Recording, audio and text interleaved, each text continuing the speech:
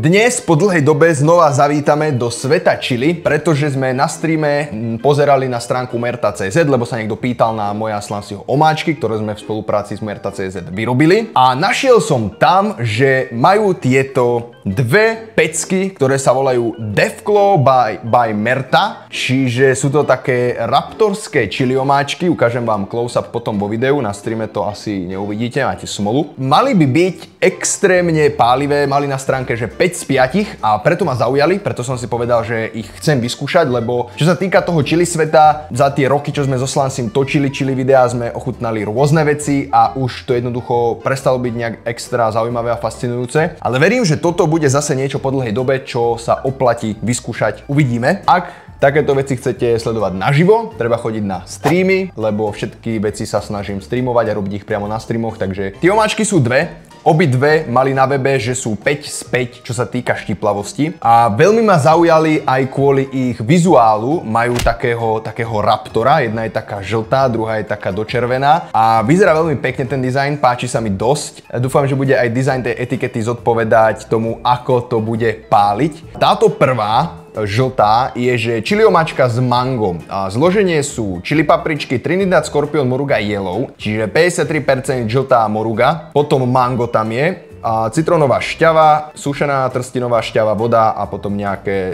záležitosti, aby to fungovalo, držalo a bolo to dlhodobo trvajúce. A táto druhá je veľmi zaujímavá, pretože zloženie je následovné. Chili papričky Dragon's Breath, čo sú jedny z najštiplavejších chili papričiek, 80% a voda, cukor, sol. Toto si dáme ako posledné, lebo to bude podľa mňa, že KO, to bude, že hotovo a mentma vybavené. A vyskúšame ako prvú tú žltú, tá by mala byť mangová, príjemnejšia, sviežejšia. Čoskoro by mali byť doskladnené moje Slancyho chili omáčky na Muerta.cz, ktoré sme vlastne v spolupráci s nimi vytvorili. Môžete si ich znova zakúpiť, ak náhodou vám chutili, alebo ak si ich ešte neskúšali a chcete ich vyskúšať, budete mať príležitosť. Určite sledujte Instagram, alebo aj tu na Twitchi vám to poviem, alebo v nejakom YouTube videu to určite bude. Ak máte záujem, dávajte si na to bacha. Ideme na prvého Defclawa žltého. Ty kokos, počúvam, toto mi úplne najviac pripomína Da Bombu. Úplne, jak som to zacítil, tak som si spomenul, ako sme natáčali ochutnávky chili omáčok a moje telo to normálne začal som sliniť. Poďme vyskúšať prvú. Dáme ju sem na bok a poďme prvý taste. Obávam sa toho, ja neviem prečo, ale strašne dlho som nemal niečo tak, že extrémne štiplavé. Mal som s Lajošom Kleinom, keď sme pre Jim Beam točili ochutnávku a tam sme mali hot chip. Namočíme si. Poriadne omáčané. Strašne dobre to teraz vonia, ak som to vylial, tak je to také svieže mangové úplne. Dobrú chuť. Mňam, úplne sladučka. Ale štípe jak... Dúfam, že je vidieť, jak ma doslzilo z prvého sústa. Fú, kamočko, akože... Zo všetkých chili omáčok, čo som od Merta mal, či už to boli naše, alebo ich, tak toto je akože fakt, že pecka. Čo ti... Kokos, kamarát. To bol pekne stupidný nápad. Na rozdiel od habanera, to neštípe v hrdle, reže mi jazyk úplne. Predstavte si, že máte vrelý čaj a špičku jazyka do ňoho namočíte normálne až po koreň. Ty kokot. Ja sa musím napiť, to sa nedá rozprávať v tomto.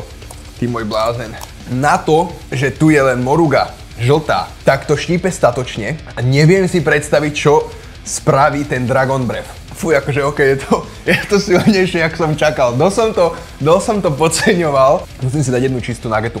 To nie je možné, aby toto spravila moruga. Nemajú tu písané, koľko to má skovilov? Akože fakt ma po dlhej dobe doplakalo. To klobúk dole. Ale aj napriek tomu, že to takto štípe a reže, tak to chutí dobre, chutí to proste mangovo, sladučko. Na zdravie, ďalší sústo. Mňam.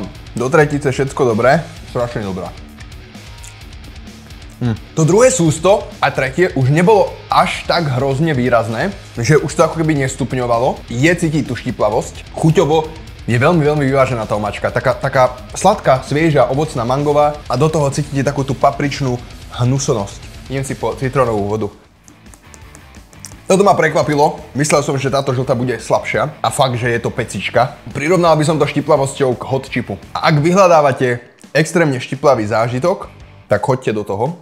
A myslím si, že vás to nesklame. Čo sa týka štiplavosti, tak jednoznačne tých 5 z 5 si to zaslúži. To, čo majú napísané na stránke, tak zodpovedá. Poďme na tú druhú. Túto žltú si dáme bokom. Môžeme ísť vyskúšať tú Dragon Breath červenú. To bude asi ešte zaujímavejšie. Máme za sebou prvý Deathclaw. Ideme na druhý. Ideme na tento rudý. Toto otváranie, počúvajte ma, Muerta.cz. Ešte raz spravíte takéto otváranie, tak dojdem za váma a spleskám vás oboch. Urobte tutoriál, ako odbaliť chili omáčku, lebo asi som ja postihnutý a nedokážem to iba, alebo neviem, kde je chyba. Fú, ale toto páli normálne, že na ruke. To sa mi dotklo palca a ma to normálne, že páli. Ako som spomínal, zloženie je 80% Dragon Breath a voda, cukor a sol. Toto bude koncentrácia zla, pekla. Je to také tekuté, čiže to bude troška... Toto je dosť tekuté a to pritom bolo v chladničke. Ty kokos, dobre, ja sa tohto obávam, keď hento štípalo. Dragon's Breath. Od tohto neočakávam akúkoľvek chuť, pretože sú to len papriky, takže to bude paprikové, štiplavé a bolestivé. Na zdravie, chat, na vaše, hopa.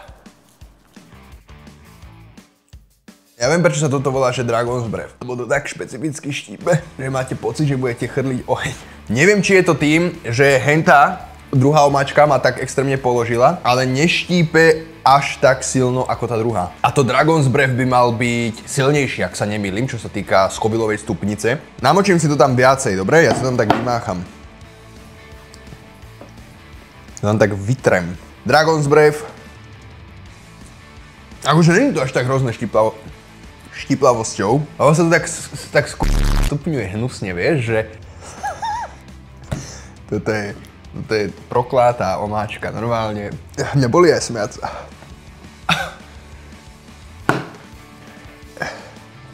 Ja neviem, čo to spravilo. Ale není mi všetko jedno, ti hovorím. Kamoško, to došlo normálne znikaďal. Herec, Nocivran, kľudne si to objednaj. Daj mi na Discorde stream. To druhé sústo bolo fakt, že... Toto je nelegálne. Merta, ja by som vám zakázal toto predávať. Neviem, čo sa stalo, či to druhé sústo bolo viac koncentrované alebo niečo, ale to, čo mi to spôsobilo v ústach, to si vy neviete ani predstaviť. Nemôžem si chytiť oči. Hovorím vám, že ak niekto chcete chili zážitok, na ktorý si spomeniete, keď budete umierať na smrteľnej posteli, odporúčam tieto dve veci vyskúšať. Dragon's Breath, finálne hodnotenie. Nemyslím si však, že to štípe viac ako táto prvá. Tá žltá moruga je podľa mňa horšia štiplavosťou. Ju povýšim na 6 z 5 a tú červenú dám na 5 z 5. A každopádne obidvoje boli extrémny bolestivý zážitok, čo sa týka štiplavosti a myslím, že to budem cítiť ešte koncom týždňa. Chuťovo ten Dragon's Breath nebol tak nepríjemne paprikový, ako som čakal, popravde. Ja nenávidím chuť Carolina Reaper papričky. To je fakt, že Carolina Reaper chili omáčky sú že najhnusnejšie pre mňa, lebo tá Carolina Reaper chuť mi extrémne vadí. Toto bolo fajn, bola cítiť tam tá paprikovosť, ale bola taká, že neprekážala mi. Ak chcete poriadny, pálivý, štiplavý, nefalšovaný zážitok, tak tieto dve omáčky si kúpte, vyskúšajte, dám do popisu link, dám aj do pripnutého komentára. Väčšinu ľudí to s nejakým spôsobom zdemoluje. Som rád, že ma takto položili, lebo už dlho som nemal z chili takýto zážitok, že by fakt niečo bolo, že silné. Ďakujem, že ste sledovali toto video. Ak chcete sledovať takéto veci naživo, Twitch, streamujem tam každý deň od pondelka do piatku 16:00. Nezabudnite používať na Jimbime kód EVGEN5, na Volte kód EVGEN. Ďakujem, že ste sledovali, bežte si pozrieť nejaké z týchto ďalších videí, ktoré som natočil a vidíme sa niekedy na budúce, na streame alebo pri videu. Čaute, pekný deň vám prajem.